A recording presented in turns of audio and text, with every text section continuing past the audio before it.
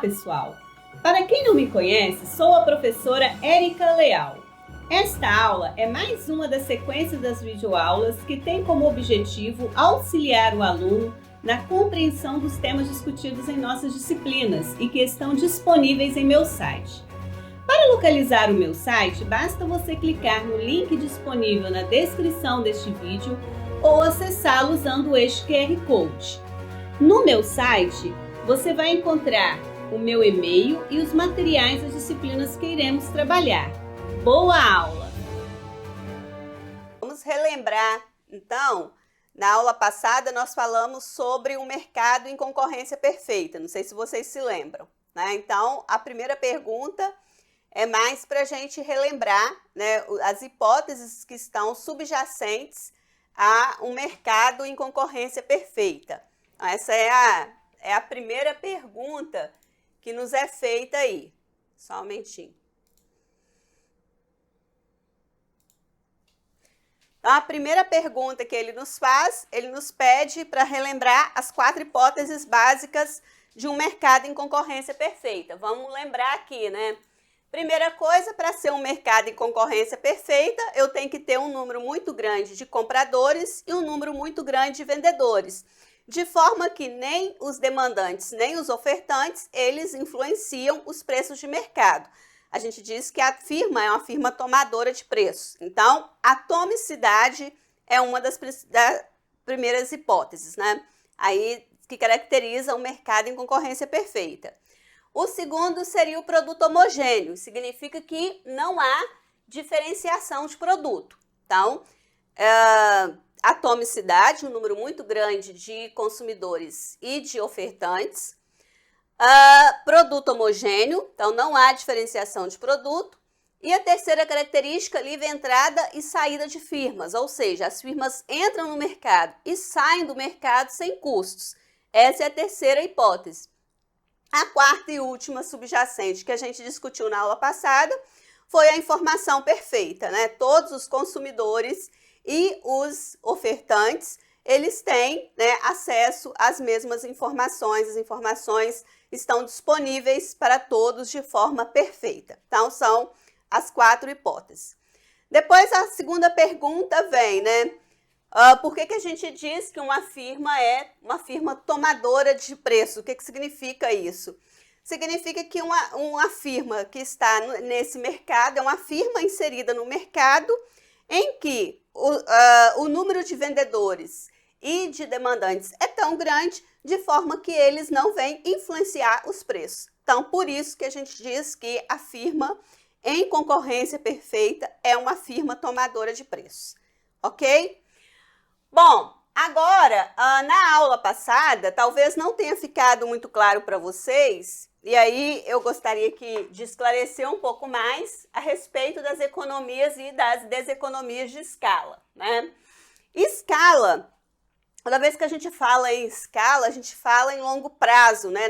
Naquele momento em que a firma ela tem condições de variar todos os seus fatores de produção, todos os seus insumos, de forma que ela consiga, né, produzir muito mais ou, né, ajustar as quantidades ali produzidas. E aí, quando a gente fala assim, a firma vai ter economia de escala, isso é economia de custo, né? Quanto mais ela for aumentando a produção, qual é a resposta disso, né, em termos de custo? Então, a elasticidade custo, né, esse conceito de elasticidade custo. Dada uma variação na quantidade demandada, qual é a resposta disso em termos de custo?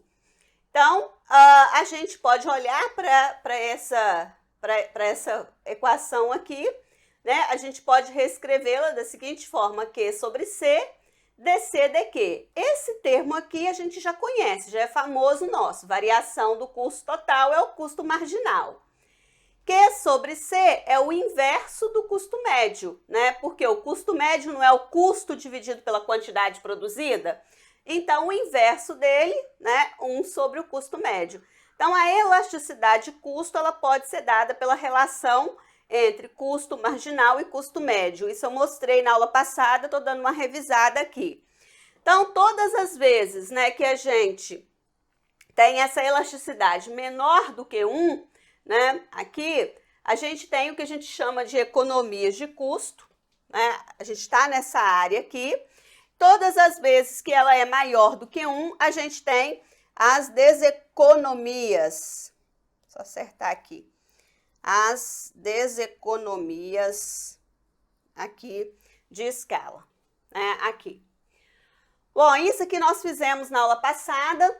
Outra questão também que nós fizemos na aula passada bastante, que certamente eu adoro cobrar de vocês, provavelmente virá nos exercícios, que são o quê? As condições de produção, né? Os momentos que a firma produz no curto e longo prazo. Então, vamos relembrar, né? Você é empresário, você está tomando agora no curto prazo. Então, decisão de produção de curto e longo prazo se diferencia no tipo de decisão que eu vou ter que tomar, né? Então, já falei para vocês também na aula passada, tudo estou revisando a aula passada. A gente falou curto prazo, a pergunta que vem para o empresário é: eu dou uma pausa na produção e depois volto, né? Ou eu continuo produzindo, ou eu não paro de produzir. Essa é uma pergunta de curto prazo. A pergunta de longo prazo em economia para nós é o momento que todos os fatores de produção variam, né? Nesse longo prazo, a pergunta que o empresário faz é a seguinte: eu saio do mercado ou permaneço no mercado? Então, são perguntas distintas. Para cada tempo, há um tipo de pergunta. Então, a decisão de produção no curto prazo significa o momento, né? Ele vai produzir numa situação em que os preços cubram no mínimo, né? No mínimo, os custos variáveis médios. Né? Então, nós estamos nessa situação aqui, ó, nesse ponto aqui. Então, vou colocar aqui, caiu o pincel, ponto A. Então, seria um ponto aqui de, ele vai produzir aqui acima, né? Tudo que for aqui para cima, tem que cobrir no mínimo o ponto de mínimo, lembrando que o custo marginal, qual é a relação entre custo marginal e custo variável, médio? Custo marginal, a gente já sabe o conceito, é a variação do custo total. Então, o custo marginal, ele intercepta aqui os custos variáveis no seu ponto de mínimo. Nós sabemos também que em mercados competitivos, em concorrência perfeita, vamos relembrar, a curva de demanda da empresa, ela é paralela ao eixo das abscissas. Então, ó, preço, ó, custo marginal é igual a receita marginal, que é igual a preço. Então, ó, tá aqui. Então, preço é igual a custo marginal. Então, nesse ponto aqui, a partir daqui, a partir do ponto A para cima, ele continua no mercado. Abaixo, ele toma prejuízo. Essa aqui, essa reta paralela, é o que nós chamamos, né, essa reta paralela aqui, nós chamamos de demanda da firma. Né? A curva de demanda da firma em concorrência perfeita é uma reta paralela ao eixo das abscissas. É essa reta paralela aqui. Então, essa é a curva de demanda da empresa, que a demanda é igual à receita marginal. Isso nós já falamos na aula passada. Bom, no longo prazo, né, a empresa ela vai produzir se os preços cobrirem todos os custos dela. Então, todos os custos médios de produção. Então, a curva de demanda da empresa, ela é igual tanto no curto prazo quanto no longo prazo. Já a curva de oferta, agora vamos num outro conceito que não foi dado para vocês na aula passada, que é o que a gente chama de curva de oferta. A curva de oferta da empresa, ela depende em mercados de concorrência perfeita, que é o tipo de mercado que nós estamos estudando aqui, ela depende muito de qual tipo de tempo que nós estamos. Então, se nós estamos no curto prazo, a curva de oferta da firma são os pontos acima aqui, né, é todo o custo marginal dela. Custo marginal é igual ao preço. Então, nessa curva de oferta, deixa eu apagar aqui, a função de oferta, então.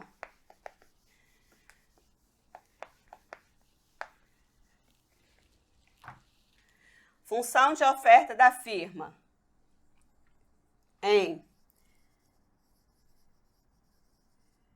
concorrência perfeita, né? É uma situação em que o custo marginal é igual ao preço para concorrência perfeita em curto prazo. Vou colocar aqui em curto prazo. Para todo P maior ou igual ao custo variável médio no seu ponto de mínimo. No longo prazo,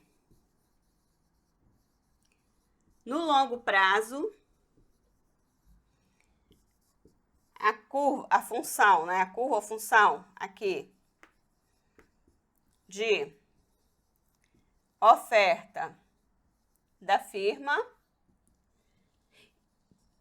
mantém-se a igualdade, custo marginal igual a preço, porém, para todo, aqui, P maior ou igual aos custos médios. Então, no curto prazo, a função de oferta da firma em concorrência perfeita é a mesma situação, né, de custo marginal igual a preço, sendo que o preço tem que ser maior ao custo variável médio, e no longo prazo, custo marginal igual a preço, aqui, ó, batendo aqui exatamente aqui, preço igual a custo marginal.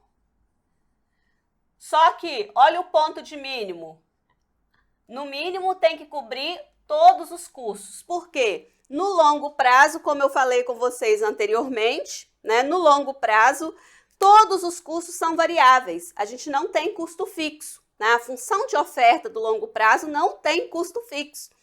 Então, isso implica no que vem a ser a função de oferta da firma no curto e no longo prazo. A função de demanda ela é igual para os dois e a função de oferta não. Vamos fazer um exercício para a gente discutir melhor esses temas. Tem uma função de custo total de curto prazo. Ó, isso aí já é uma questão praticamente certa que vocês vão ter que fazer daqui a pouco. O que caracteriza que essa função é de curto prazo? A existência desse custo fixo aqui, ó. Né? Então, se tem custo fixo, então a gente está numa situação de curto prazo. Então, a curva de custo, né, dada por essa função.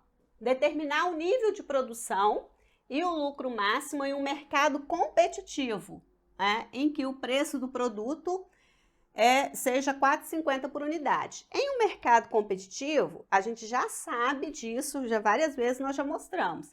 Em mercados competitivos, o custo marginal é igual ao preço. Então, vamos fazer o custo marginal aqui, ó. Me ajudem aqui, se eu errar, por favor, estejam aí atentos, tá?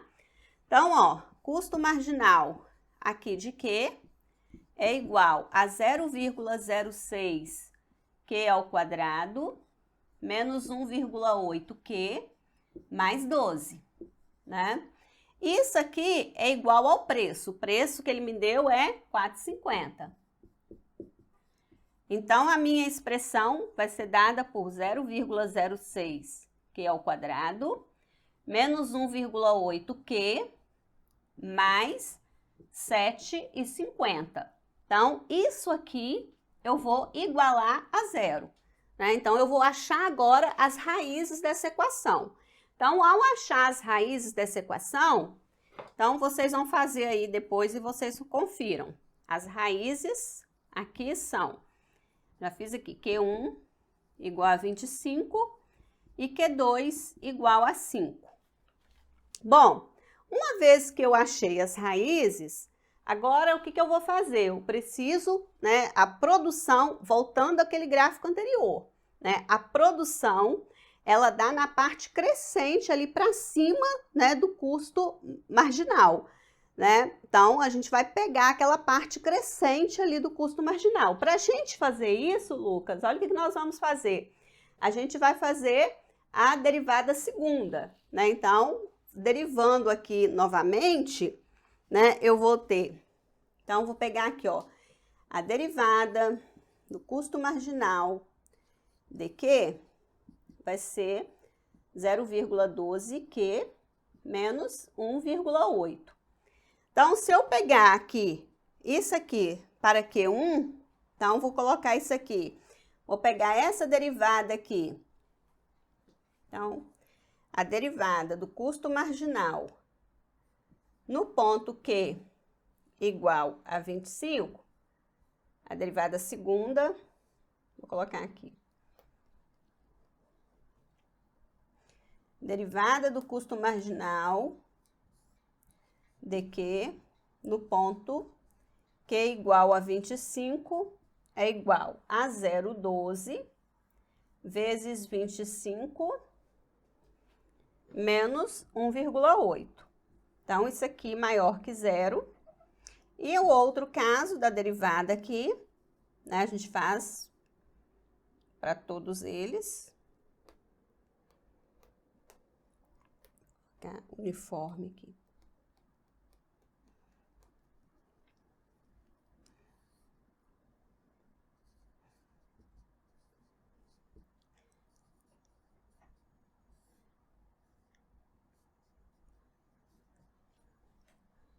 Zero 0,12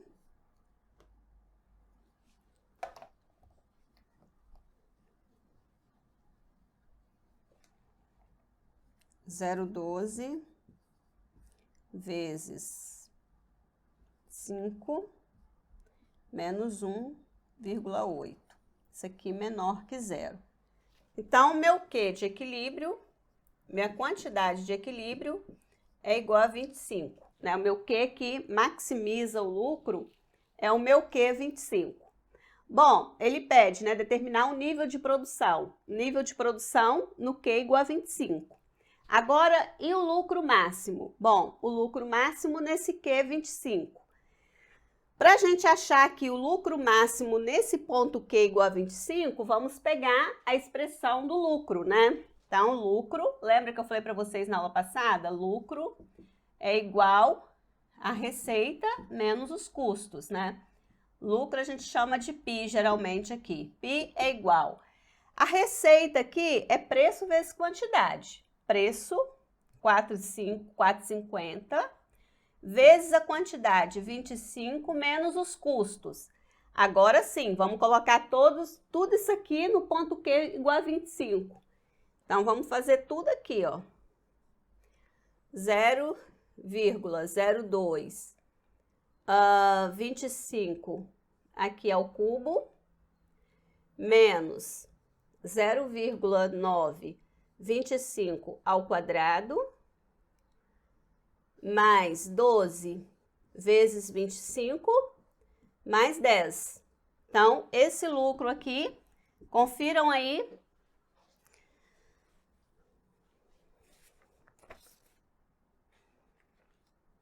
R$52,50. Então, o lucro é igual a 52,50. Primeiro ponto aí tá dado para vocês, né? As duas respostas, a alternativa A tá pronta. Então, eu tenho uma produção, né, que maximiza o lucro em 25 unidades. E com essa produção, meu lucro máximo é 52,50. Então, né, supõe aí, botou a função custo. Em mercados competitivos, a maximização se dá fazendo o custo marginal igual a preço, né? Então, aqui a gente já derivou a função custo total, né? A custo marginal é a derivada do custo total, então já está derivada aqui. Achamos as raízes, derivamos novamente. Achamos o ponto de mínimo aqui, né, a subida, a parte crescente do custo marginal, e resolvemos a questão. Vamos para a alternativa B. Vou apagar aqui. Alguém quer fazer print, alguma coisa? Pode fazer. Vou apagar para fazer a alternativa B.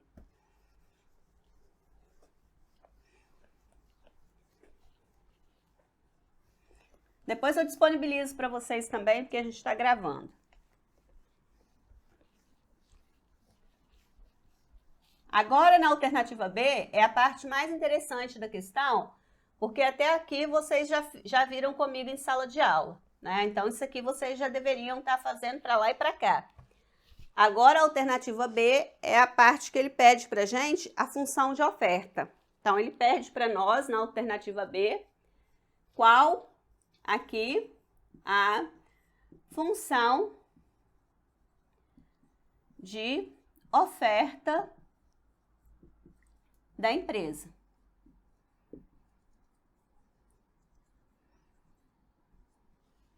Essa aqui é a pergunta dele. Qual é a função de oferta da empresa?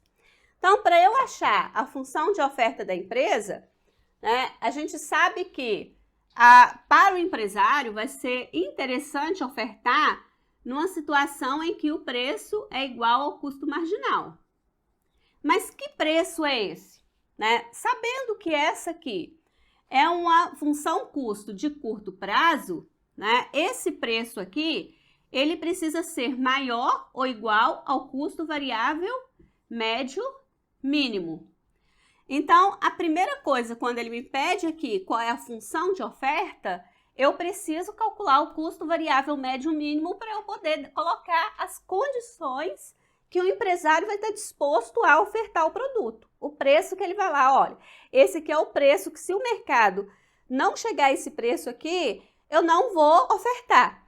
Então, eu preciso saber qual é o custo variável médio mínimo para eu confrontar com o preço e, a partir daí, eu colocar as condições da minha curva de oferta. Então, vamos lá. Então, custo variável em função de quê? Né? Custo variável médio. Colocar logo o custo variável médio. Aqui é em função de quê? É igual a 0,02 Q ao quadrado, menos 0,9 Q, mais 12. Bom, fazendo a derivada dele, derivada desse custo variável médio de Q, de Q, eu tenho 0,04 Q menos 0,9. Fazendo isso aqui igual a zero, eu tenho Q igual a, olha aí para mim, Q igual a 22,5. Confiram?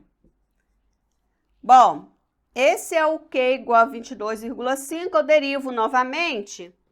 Se eu derivar novamente, D2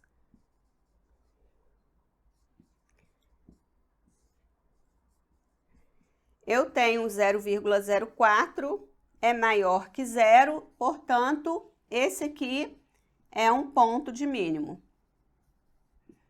Ele é ponto de mínimo. Se eu tenho custo variável, eu tenho quantidade ali de 22,5. Agora, o que eu preciso fazer? Eu preciso calcular o custo variável médio nesse ponto, né? Então, vamos calcular aí o custo variável médio nesse ponto 22,5. Então, vamos lá, ó, pegamos aqui essa função. Vamos pegar essa função aqui, ó, custo variável médio no ponto Q 22,5. Então, fazendo Q igual a 22,5, custo variável médio é igual 0,02, 22,5 ao quadrado, menos 0,9 vezes 22,5, mais 12. Isso aqui é igual a 1,875. Pronto, já achei aqui o meu custo variável médio no meu ponto de mínimo. Então, a minha função de oferta, ela precisa ser formada, né, elaborada, de uma forma que eu consiga colocar essa restrição, né? Eu vou ofertar para todo P maior que 1,875. Então, vamos lá, vamos construir, então, a nossa função de oferta. Deixa eu deixar esse aqui que é igual a 1,875.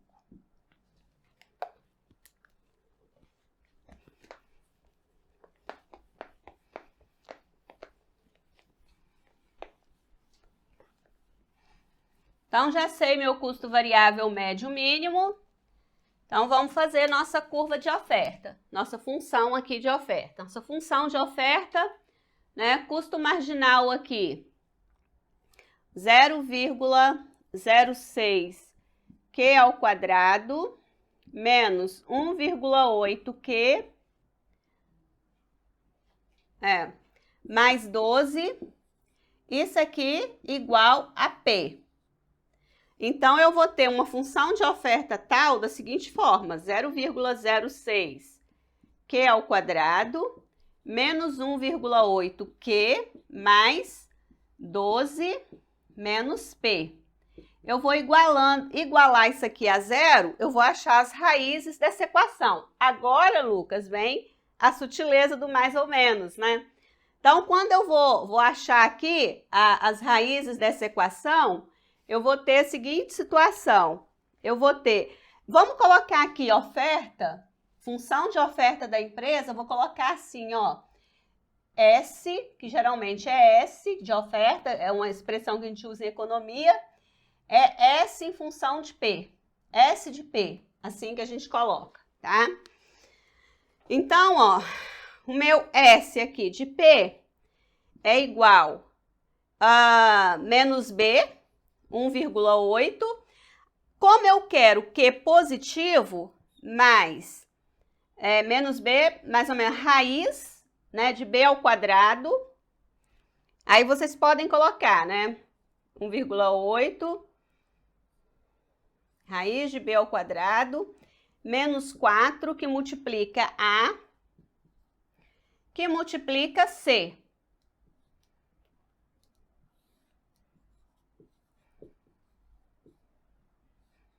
Tudo isso aqui sobre 2A, né? Sobre 2 vezes 0,06. Acertando isso aqui, você vai encontrar uma função desse tipo. Você pode mexer algebricamente com isso aqui e chegar, quando você fizer esse cálculo aqui interno, você vai chegar a 1,8 mais raiz de 0,36 mais 0,24 P.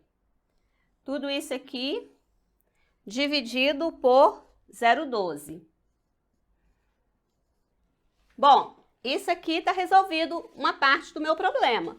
Então, essa aqui é a minha função de oferta para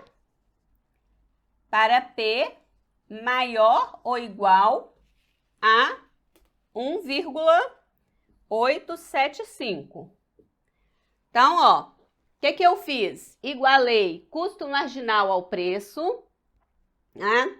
Fiz direitinho aqui, igualei, achei as raízes da equação, só que nesse caso aqui, como eu estou trabalhando, né, com o que? Positivo, com quantidades positivas, então não me interessa a parte negativa, então eu trabalho só com mais, né? Então, vou lá para achar as raízes.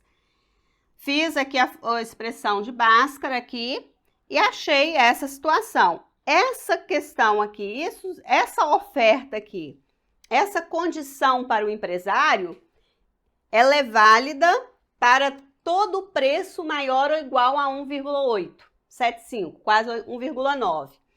O que acontece agora? Pensa bem, no mercado competitivo, dada todas as hipóteses que nós já discutimos aqui, o que acontece se o preço for menor do que esse valor aqui, do que 1,8?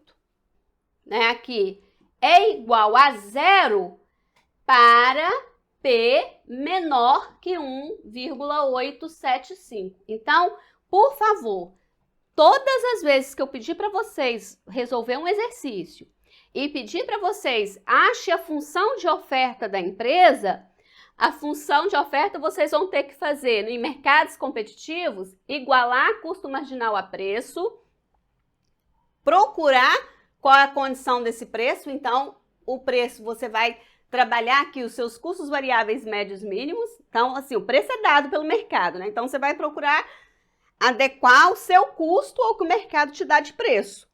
Então, se você não consegue chegar nesse custo, então você, né, se o preço é menor que isso aqui, você simplesmente interrompe a produção porque é curto prazo. Você não vai ofertar.